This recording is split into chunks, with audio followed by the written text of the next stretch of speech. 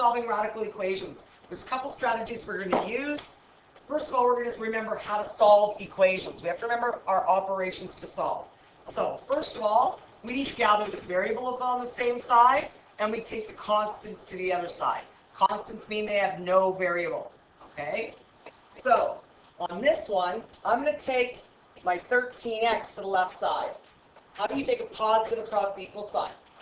You subtract it. Good. We just do the opposite operation. Okay, so I'm going to subtract 13x to both sides. Then I rewrite my equation after I add everything together on both sides. So 17 subtract 13 is going to give me 4x is left over. My x's disappear on the right-hand side, and I end up with 32 left over on the right. My last step, it is divide by the 4 to get rid of the 4. So x will be equal to 8. Okay, so for letter A, we get x equals 8. Okay, good to go? All right, let's look at B. B has a fraction. The minute we see a fraction like that, we got to get the number off the bottom.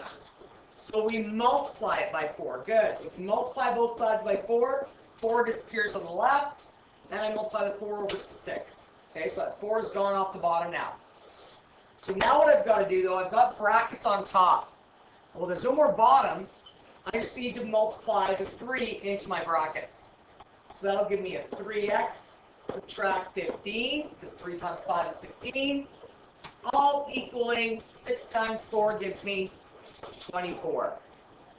Now again, I need my x's by themselves on the left. So how do I get rid of that 15? We plus it. Good. We add it to get rid of it, because that makes it a 0. So we're going to add 15 over here. That's going to give me 3x equaling 39. Last step always, divide by what's in front of x. Good. So we're going to divide by the 3 to both sides. Okay? So my answer is going to be x equals 13. Good. So for B, x equals 13. Okay, I just write really big. I have to erase all that for you now so I can do C and D. Okay, now we're going to take a look at letter C. Letter C, we have a 7 crowding the x. We've got to take the 7 away. How do I get the 7 to the right? Subtract it, right? We're doing the opposite. So we subtract 7 to both sides. So I get x. Now instead of an equal sign, I have an inequality. That's okay. I just put it back where it belongs. And then I get 5 subtract 7 is -2. Final answer. Okay? That's all it is. That's all it is. Yeah, final answer. If there was, let's say, a number, though, in front of the y, of the x, if there was a number in front of x and I divide it out, it would stay, the inequality stays facing the same direction unless your last step is to divide or multiply by a negative. If your last step is dividing or multiplying by a negative, then the inequality sign will switch directions. It points the opposite way. Okay? And that's exactly what's going to happen in letter D here. I need to take the 5y to the left, so I'm going to subtract 5y's to both sides. When I add the -5y and the 3, I get a -2y. It's less than or equal to -9. So it doesn't. Nope, doesn't always have to be X, it could be W, it could be any letter of the alphabet. Okay, so my last step here, I'm going to be dividing by a negative. Dividing by -2. When I divide that negative out, my inequality sign is going to switch directions now. Okay, that's super important. We need to know that. So I'm going to have y then is greater than or equal to 9 over 2. Now, can you take that to a decimal if you want? Absolutely, 4.5. Okay, either is correct. Okay, so how do we solve radical equations with one radical? Okay, so we're going to solve it with one radical and then with two radicals. So if we just have one radical, the first step is to isolate the radical. So just like we were solving those questions with x, we want x by itself on the left. Well, this time now we want the radical, the root sign on the left by itself. Everything else that's not under the root sign has to take off and go to the right. Okay, so that's our first step.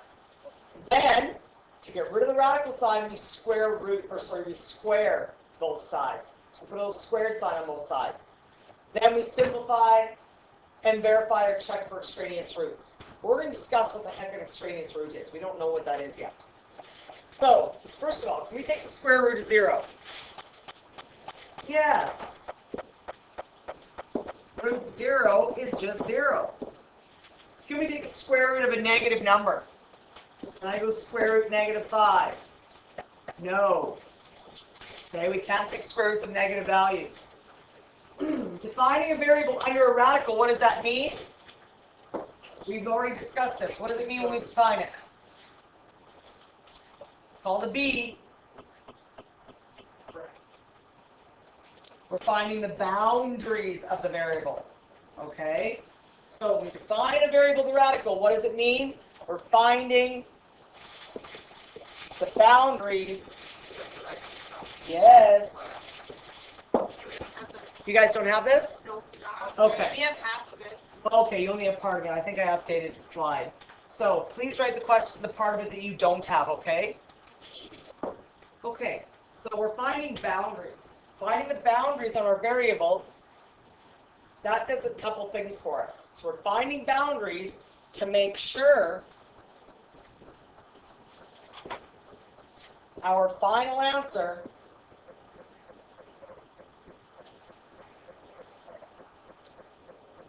does not give us a negative value under a radical. So it does not give us a negative value under the radical sign.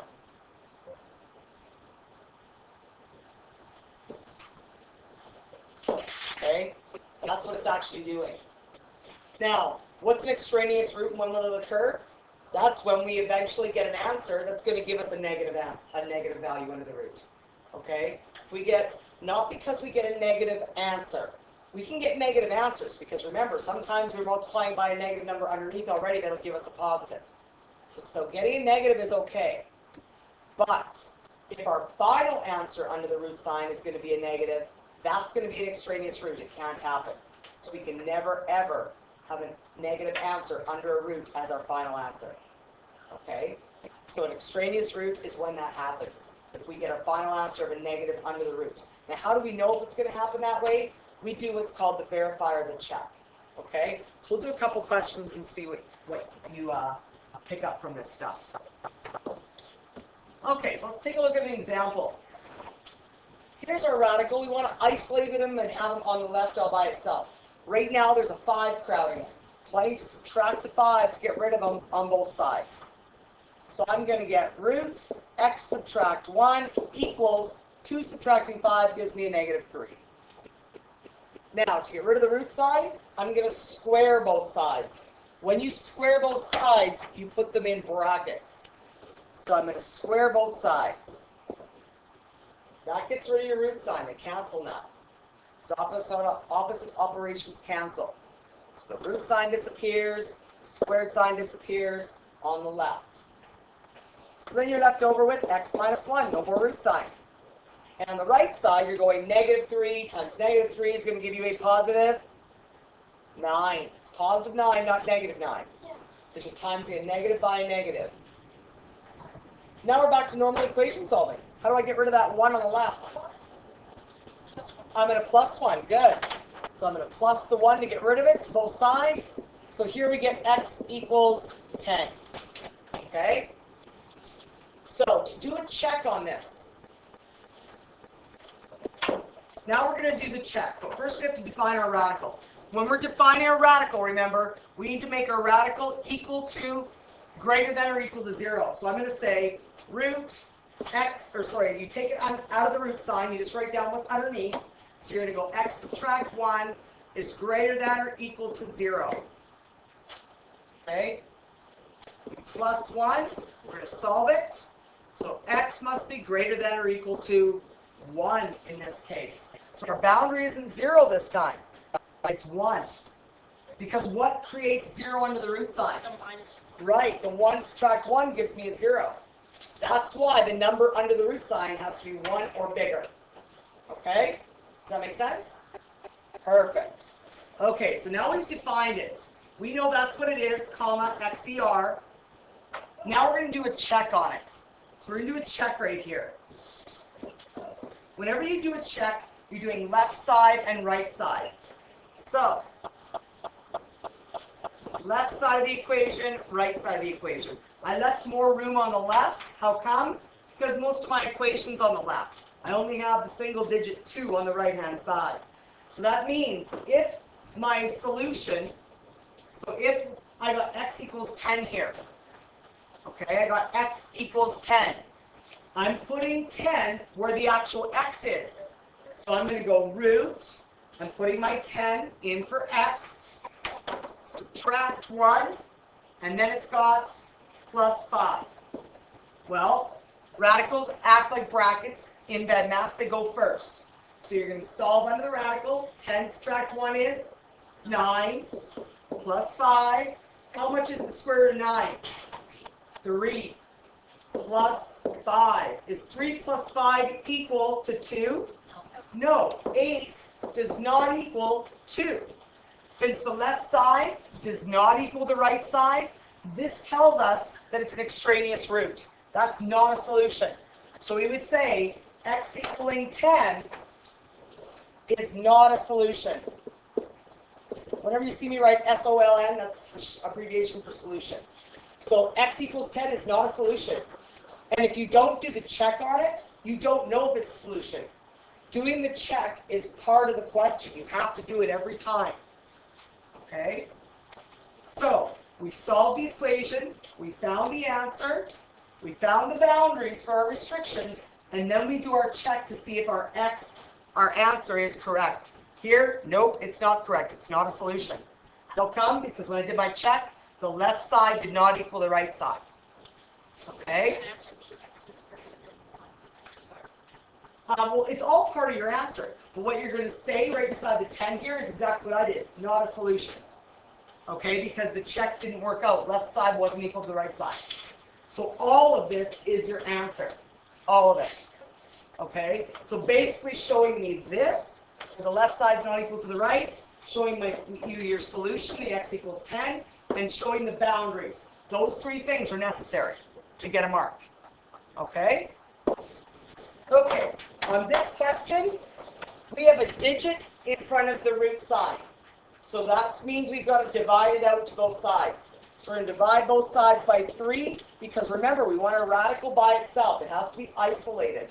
So that leaves me root x equals 5 over 3.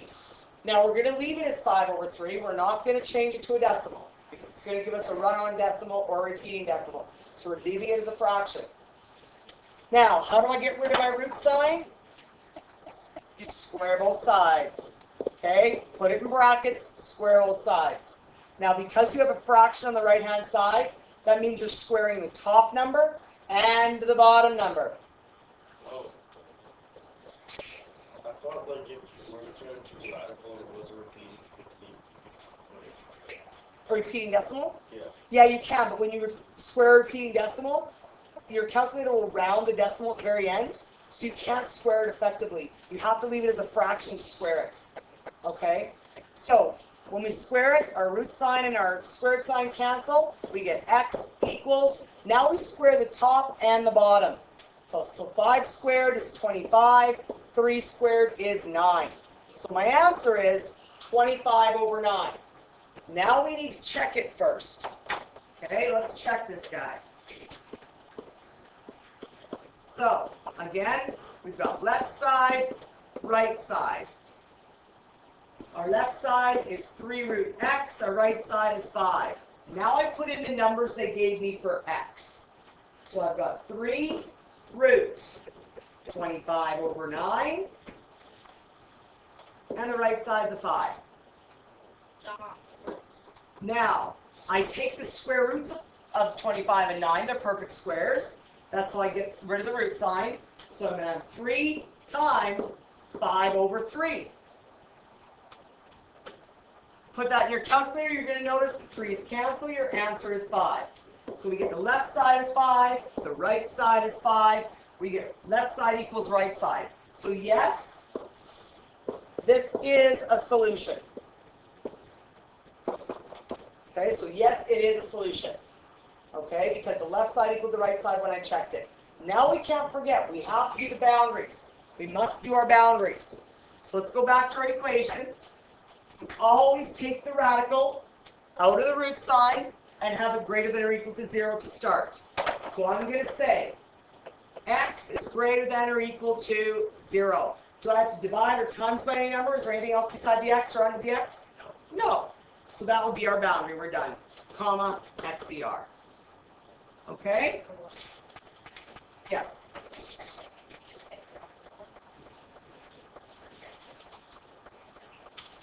To actually solve it. No, you can type it in like that. Yeah, it still works. Yeah, you could type. Is that enough? Yes. Yeah, that's totally enough. That's fine. Okay, let's do letter B together.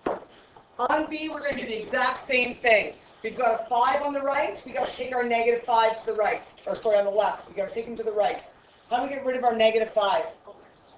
We're going to plus 5. Okay, we plus 5. Was that the one above we already done? No, it's a different one. No, it's totally different. Okay, so now I'm left with root x plus 1 equals 8. At this stage, this is where I square the numbers. Yes, the brackets are necessary. How come? Because if the number on the right is a negative, when you square it, it becomes positive. So yes, it's necessary to use brackets. So now you get x plus 1, no more root sign, equals 64. Take away your 1, so I'm going to subtract 1 from both sides, and I'm going to get x equals 63. Now I have to check and see if that's a good solution. Left side, right side. My left side is root x plus 1 subtract 5, and I have a 3 on the right. So I want my left side to equal 3 if it works. So now I put in my x. I have 63 plus 1 subtract 5. That's root 64 subtract 5. Well, the root of 64 is 8. 8 subtracting 5 does give us a 3. So I have 3 equaling 3. So my left side equals my right side. So yes, it's a solution. Okay, so it does work. But now again, I have to make the boundaries on my radical. You need to state the restrictions. So, state the restrictions on your radical. You're going to go root x, or sorry, take the root sign away, pardon me. You're going to have x plus 1 greater than or equal to 0.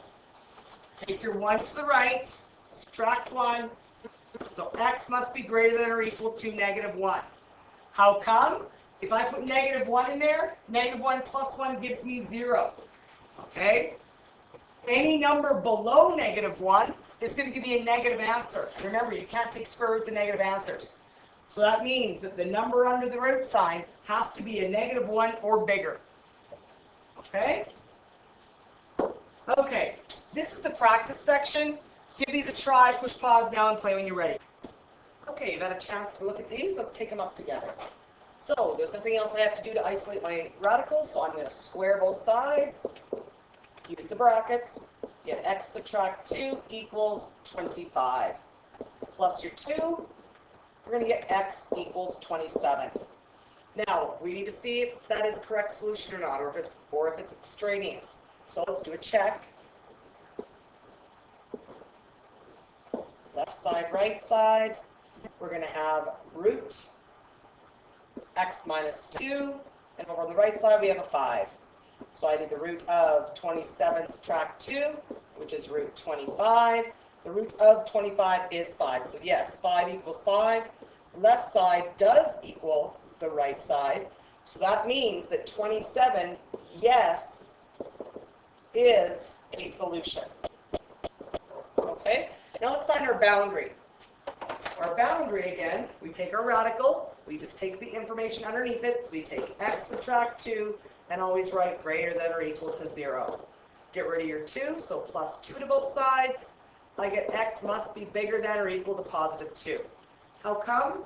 If I put 2 subtract 2 underneath, I do get my 0. If I have a smaller number than 2, I'm going to get a negative number underneath. And remember, we can't have negative values under radical signs. Okay, let's do B. Okay, on letter B, again, we do not have to isolate our radical. We can just square both sides. So we're going to get 3x plus 1 equals 25. Subtract our 1 to both sides. So I'm going to get 3x equals 24. Divide your 3 out. You should get x equals 8. Check your work. Now we're going to check and see if that's a real solution. So we do our check. Left side, right side. Root 3x plus 1 equals 5. Now we put x in. 3 times 8 plus 1. That's going to be the root of 24 plus 1, which is root 25, which does equal 5 again. So we get 5 equals 5. So our left side does equal our right side. So yes, it's a solution. Okay? Now let's do our boundary. See what boundary you come up with. We're going to get 3x plus 1 greater than or equal to 0. Subtract your 1 to both sides. 3x must be greater than or equal to negative 1. We still have a number in front of x, so we must divide it out. So we're going to get x must be bigger than or equal to negative 1/3, comma, xcr. Okay, that's going to be our boundary. Check your work. Okay, letter D. Let's see what we come up with for letter D. So we square both sides. 9 equals 2x plus 1. Subtract the 1. 2x equals 8. You can switch it sides, not a problem because you have an equal sign. So we're going to divide now by 2. We're going to get x equals 4. Okay, let's check and see if it's a correct solution. Left side, right side. So left side's a 3. My right side is root 2x plus 1. 2 times 4 plus 1.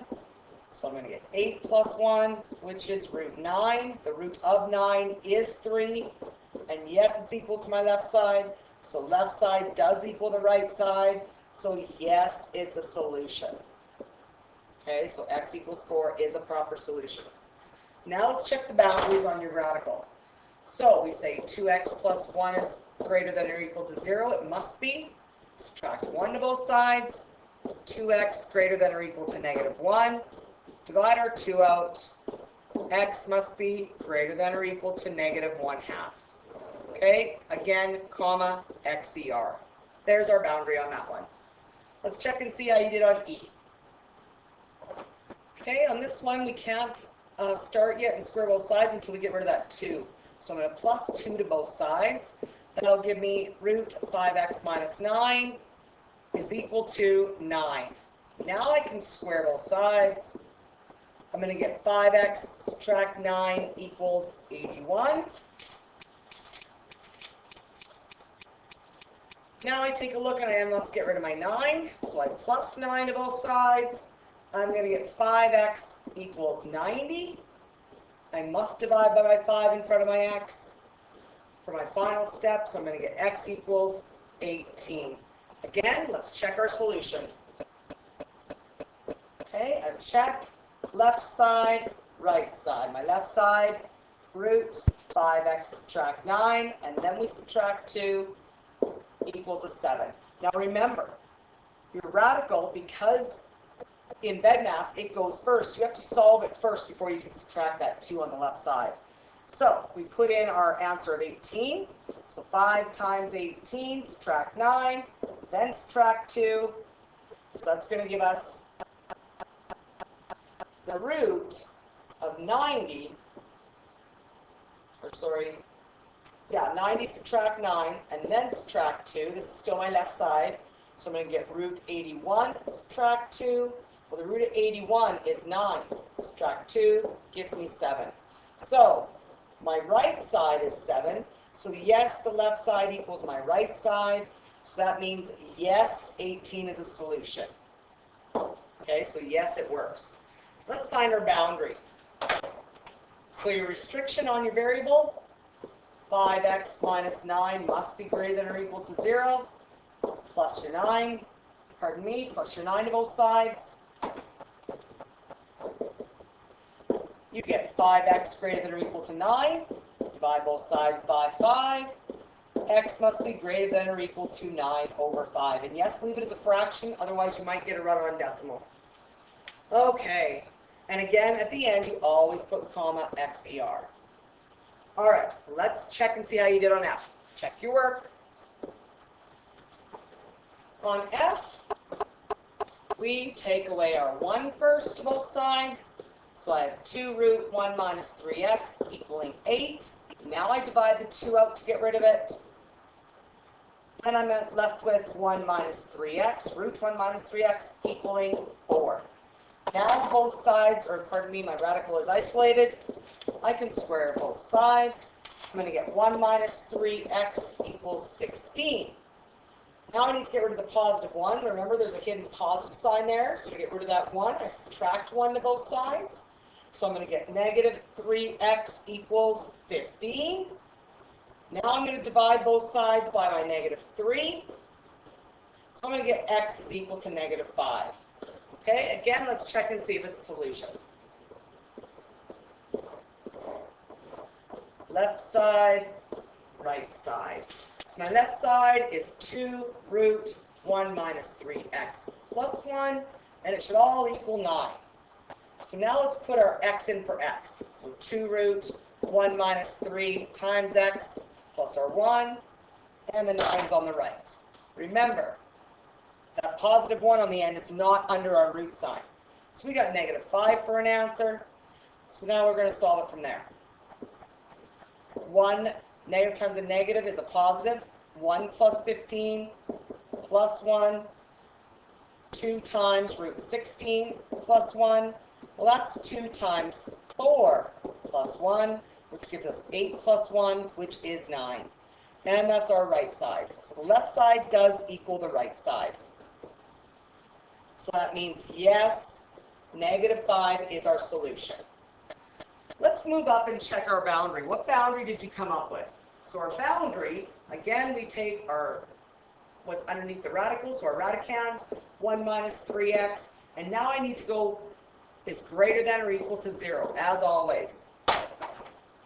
I subtract my 1 to get rid of it, so I have a negative 3x greater than or equal to negative 1. Now I'm going to divide by a negative 3. Now remember, because I have an inequality sign, if my last step is dividing or multiplying by a negative number, that inequality sign is going to switch directions. So he's going to switch to less than or equal to. So then I get x must be less than or equal to, on the right, negative divided by negative is a positive 1/3. Okay? Comma, XER. So that's my boundary on that. Check your work, please. This concludes part 1, or part A, first part of solving radical equations with 1 radical.